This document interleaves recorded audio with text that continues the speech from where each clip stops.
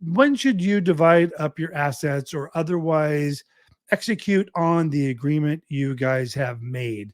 And there's a couple ways, a couple different things here. So number one, it's whatever you want to do. And I know a lot of people don't like, I shouldn't say a lot of people, some people don't like the looseness of how easy and amicable, or how easy it is to go through an amicable divorce. They want some rules, some guardrails of when. Sometimes they want me to tell me, Tim, tell me when to do it. And that's not really for me to say.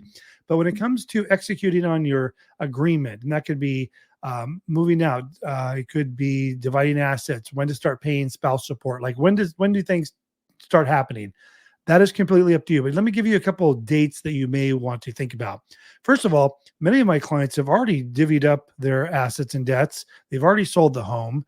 They've already transferred some IRA money. They've already kind of done and executed on that already prior to hiring me, and that's totally fine. But some people want it to have everything happen on a certain date. So let me give you some options here. You could use a date that your divorce actually becomes final, like after the 6 months have passed and the divorce has been approved by the court. You could select a date. You could say, on this date is when we will transfer bank accounts and close bank accounts, and money will be transferred and the buyout of the house will occur, or money will be moved over to offset other assets or other debts. You could simply select a date. You could do a date that the judgment is approved but not actually finalized.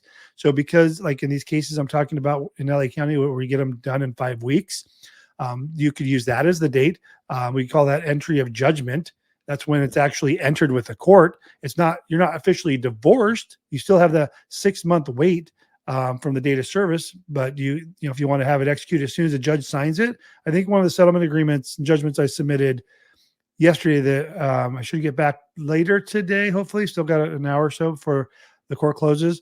I expect them to get back because the 3 judgments I submitted all have been accepted, and now it's just pending review and approval. They wanted to finalize and execute their settlement agreement right when it was approved, even though their divorce won't be officially divorced. Their divorce won't be officially final, or they won't be officially divorced until the 6 months, which puts them somewhere around May. But they want to say, okay, once the judge signs, that's when we're going to execute and move monies or follow through with whatever the terms that they agreed to on that entry of judgment. That's actually the date that the court stamps your form.